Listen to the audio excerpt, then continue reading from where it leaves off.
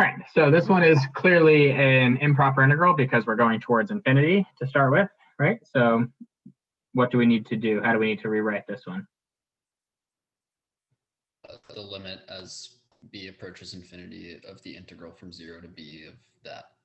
Okay, b. So the limit is b approaches infinity of the integral from 0 to b of that 2 over x squared plus 4x plus 3 dx. And so how are we going to integrate 2 over x squared plus 4x plus 3 dx?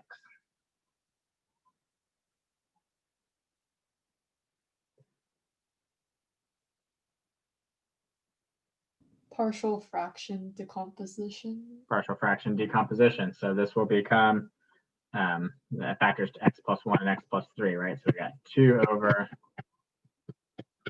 x plus 1 times x plus 3 equals a over x plus 1 plus b over x plus 3. Good? Giving us 2 is equal to what? We multiply the a over x plus 1 by an x plus 3 over x plus 3, so that becomes ax plus 3a.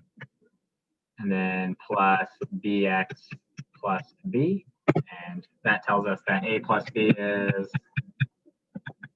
0, and that 3a plus b equals 2. And if we subtract one of those from the other, we get what? A must be, or 2a must be 2, or a must be 1, giving us b equals -1. Everybody good with that? Yes. Now we've got the limit as b approaches infinity of the integral from 0 to b of 1 over x plus 1 minus 1 over x plus 3 dx. All good? Yep. Both of those are simple u sub integrals where du is equal to dx. So x plus 1 and x plus 3. So natural log absolute value x plus 1 minus natural log absolute value x plus 3. And that needs to be evaluated from 0 to b. So if we evaluate that at b, we end up with the limit. Or in fact, let's do this first. Let's rewrite it this way. Let's write the limit as b approaches infinity of natural log of the absolute value of x plus 1 over x plus 3. And then go from 0 to b. So that gives us the limit as b approaches infinity of the natural log of b plus 1 over b plus 3 minus the natural log of 1 over 3. Everybody agree with that? Yeah. Okay.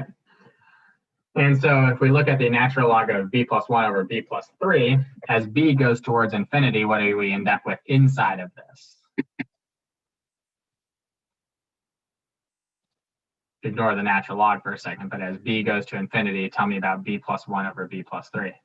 It is 1. 1. So this tends toward the natural log of 1 minus the natural log of 1/3, which should just be negative natural log 1/3. Or we could rewrite that as natural log of 3. Good or no?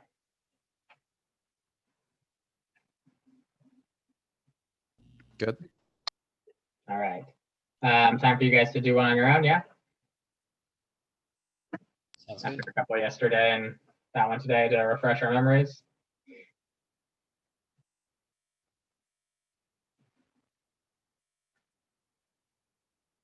All right, ready to go.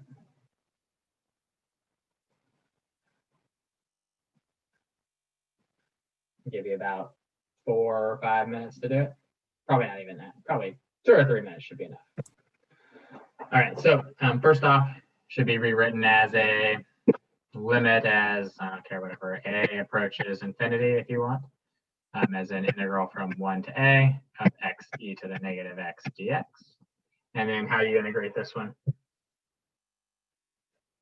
By parts. By parts, and you could do it if you wanted to using tabular integration, so x goes to 1 to 0, integral of e to the negative x is negative e to the negative x, and the integral of that is just e to the negative x.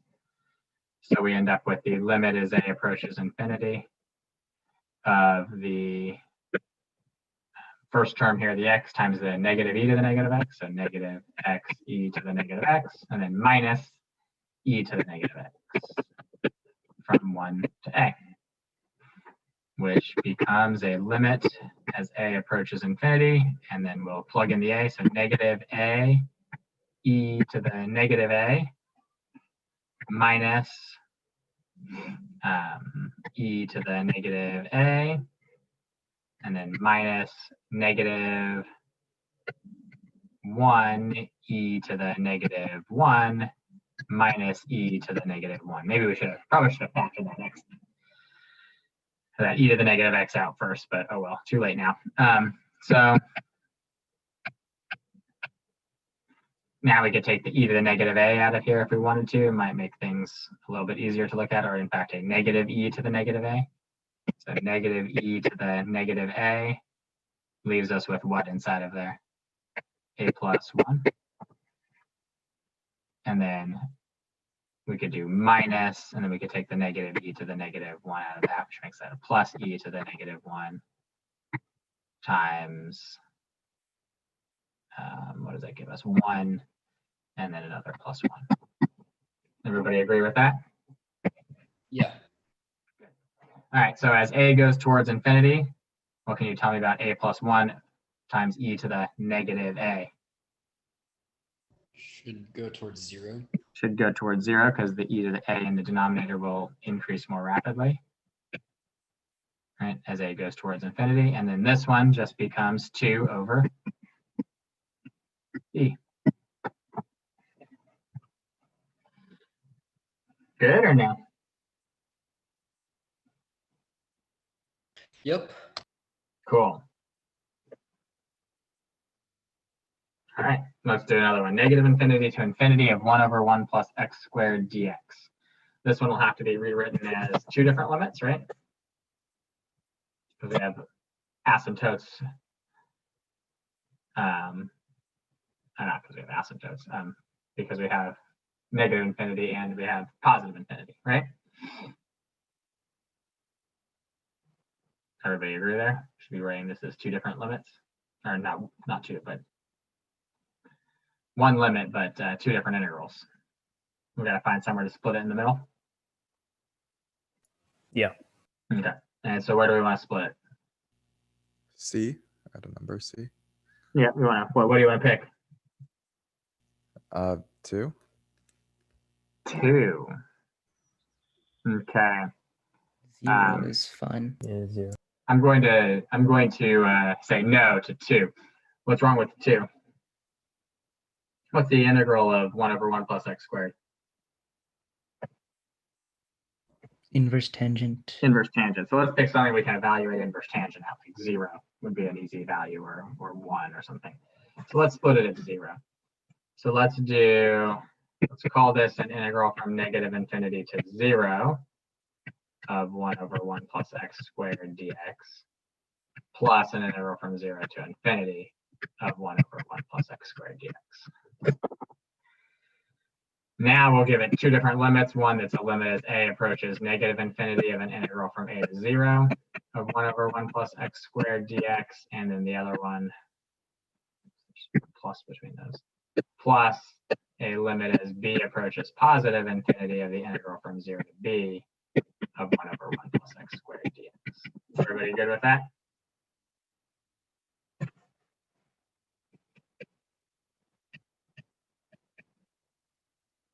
And so we get a limit as a approaches negative infinity of the inverse tangent of x. And we got to evaluate that from a to 0. And then we got a limit as b approaches infinity of the inverse tangent of x. And we got to evaluate that from 0 to b. Good or no?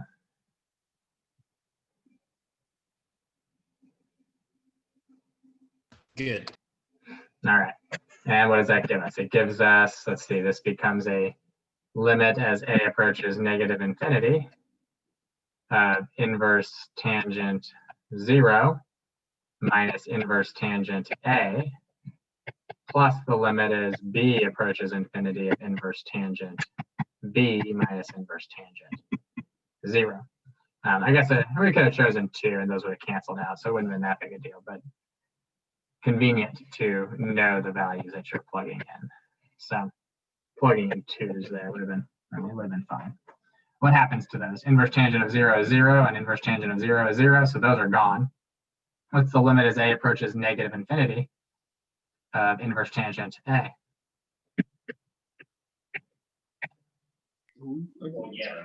Negative pi over 2. Negative pi over 2, right? Because inverse tangent is approaching, or sorry, tangent is approaching an asymptote at pi over 2 and negative pi over 2 and so on. So the value of the inverse tangent of negative infinity is negative pi over 2.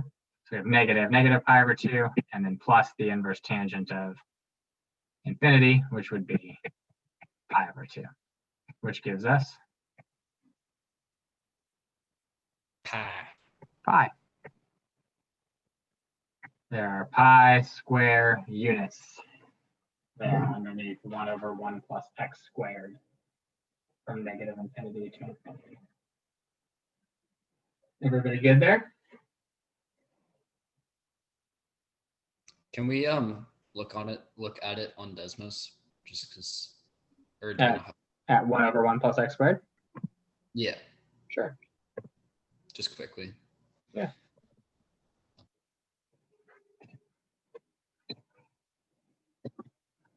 There it is. Okay, that makes sense. That's cool. Yeah. Everybody good there?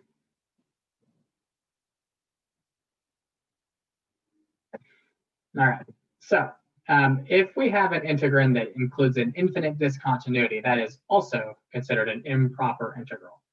So if I have something like the integral from 0 to 1 of 1 over root x, because this has a vertical asymptote at x equals 0, we would also consider this an improper integral. And so we'll come back to do this one in a second. But these are the little substitutions that you will do.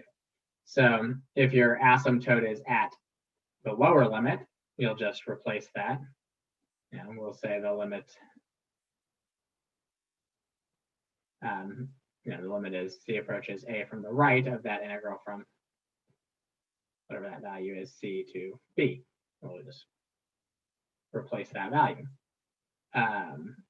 And same if it's on the right-hand side, we'll just replace that value. And if we have one in the middle, then we'll just replace the one in the middle and put it into 2 different intervals.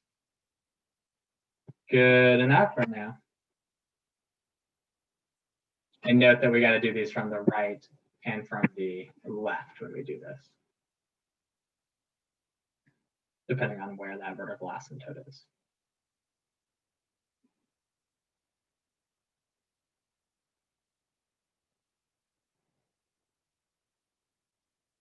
And the variable that we use doesn't really matter. Use any variable we want. So if we wanted to do this integral from 0 to 1 of 1 over root x dx, what do we need to replace, the 0 or the 1?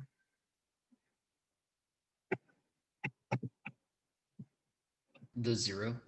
The 0. So we'll do a limit as a approaches 0, and since it's the left-hand portion of this, it's the lower limit, we'll have to approach it from the right-hand side, from the interval that we're on. So the limit is a approaches 0 from the right of the integral from a to 1 of 1 over root x dx, or x to the negative 1/2 dx. Good? Giving us the limit as a approaches 0 from the right. What's the integral of x to the negative 1/2?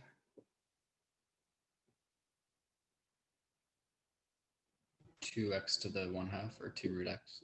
2 root x, yeah, 2x to the 1/2 from a to 1, which gives us a limit as a approaches 0 from the right of 2 times 1 minus 2 root a. And square root of a is the square root of 0, which is 0. So we just end up with 2. And if we want to, we can take a look at that one on Desmos. Also, 1 over square root x, looks like that. And we were going from 0, from that vertical asymptote, to 1 right here. We have 2 square units there. Good or no?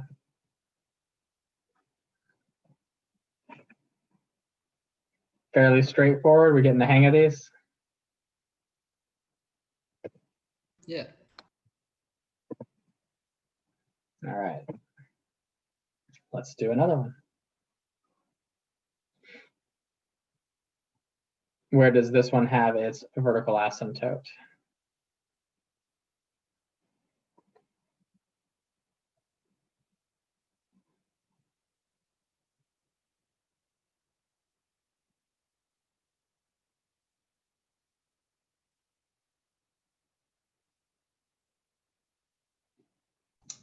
In the middle at 1. Should be yeah, between 0 and 3 at x equals 1. So we'll say vertical asymptote x equals 1, which means we'll split this integral at 1 and do a limit as a approaches 1 from the left of the integral from 0 to a. And I'm not going to rewrite all of this. I'm just going to write f of x dx. And then we'll add to that the limit as, let's call it b approaches 1 from the right-hand side of the integral from b to 3 of, we'll just call it f of x dx again. Everybody good there? Yes. And what's the integral of our function? What's the integral of x minus 1 to the negative 2/3 power?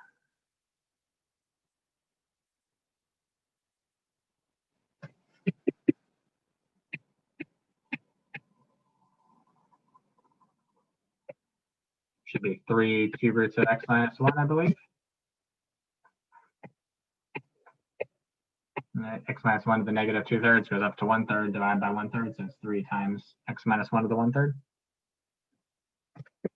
Everybody agree with that or no? Yep. Okay.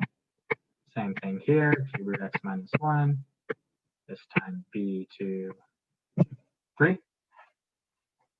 And now we will just go ahead and evaluate. So what do we end up with? The limit as a approaches 1 from the left of 3 cube roots a minus 1 minus 3 cube roots negative 1. And then plus the limit as b approaches 1 from the right of 3 cube roots of 2 minus 3 cube roots of b. Good or no?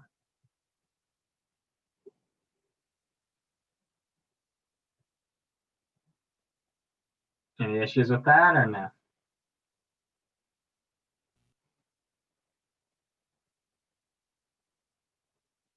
No, everyone's good. All right, so plug in 1 for a. That's going to give us a 0 right there, right? And this is going to give us what? 3. 3. And then over here, we're going to have plus the cube root of 2.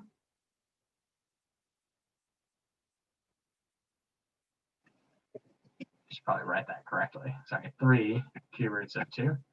And then over here, this was not just a b, right? That was a b minus 1. Sorry. And so then this 3 cube roots of b minus 1 becomes 0. And our final answer is 3 plus 3 cube roots of 2. Good or no? Once again, pretty cool. What was that? Once again, pretty cool. Yeah, it's exciting stuff. Any issues? Anybody have any problems so far with any of this? No? All right. Why don't you guys work through this one on your own? Ready? Go.